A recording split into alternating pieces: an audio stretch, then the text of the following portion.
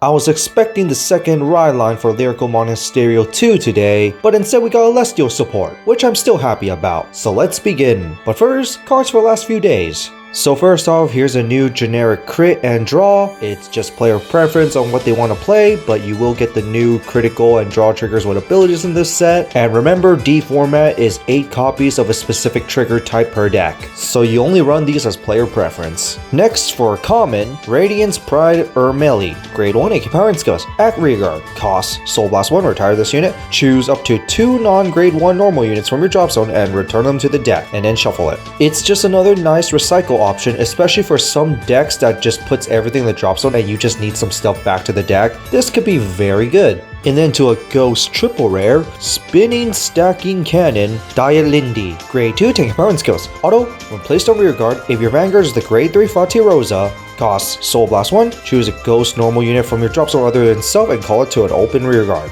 This skill is very nice not only to set up your field, but it's also really nice that its on place ability doesn't have a restriction on it. Meaning with Rosa's drive check, if you drive check this card because it's still a ghost, you can call it and then use its skill to call another card, which makes this really good as a 4-up staple for Rosa, especially the second skill where auto rear guard at the end of battle that this card attack, put this to the bottom deck. It's a mandatory ability, but for Rosa, that's what you want, because you want to clear your board during mid-battle so your Rosa can use your drive check attacks. So overall, it's a 4-up in Rosa in my book.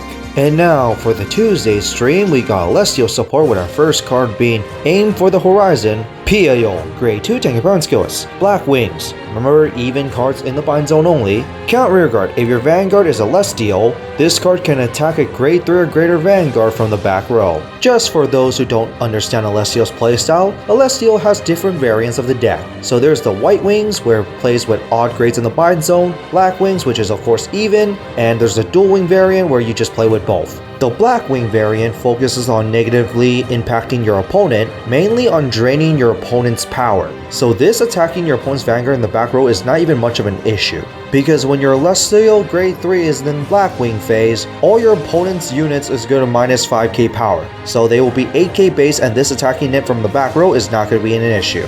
And Black Wings did have an issue of back row presence, especially with boosters, since it relies on a specific grade 2 for that. At least this one gives you more back row options. And really good at that too, because this could possibly give you 6 attacks in your Blackwing Alestiel deck. So you play Black Wings, this is definitely really good.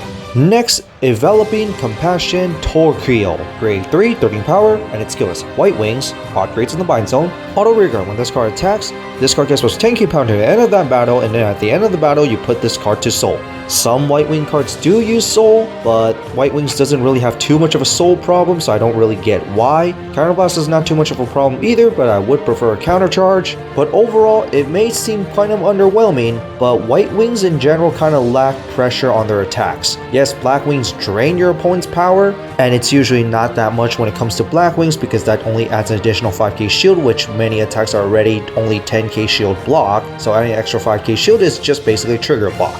And when it comes to White Wings, they kind of lack power in their attacks. Yes, they have pressure with crits, but without extra power, it doesn't really add much. It's just an easy 1-card block. But now with this, you could now add extra power and possibly extra crit along with some of your other cards, giving even better pressure. I'm not saying this is very needed, but it does help the White Wing variants with the power and crit aspect with pressure. So this isn't too bad to run. Finally, an Alestiel card that might be for both variants, Prevail Potential Femnial, grade 2 tank power and skills. Auto, when placed on rear guard, if your Vanguard is Alestiel, cost Soul Blast 1, choose a card from your bind zone and put it to your hand. And then if you put a card to your hand, choose a card from your hand and bind it. This first skill is the main reason why I say it's probably going to be used in both variants, because it could literally swap your wing position. Because like I said before, Alestiel needs a specific type of grade in your bind zone for it to trigger a specific effect. So this letting you just swap out which wing phase that you want, that really helps out a lot. Yes, this is a grade 2, so it will benefit Black Wing a little more, but just being able to swap either one out is just really helpful, especially when you get the choice of binding from hand, because remember, we have a grade 3 that can make you in dual wing mode. So you managed to be able to swap the card from your bind zone with the dual wing card. Well, you could just trigger dual wing mode much more consistent with this card.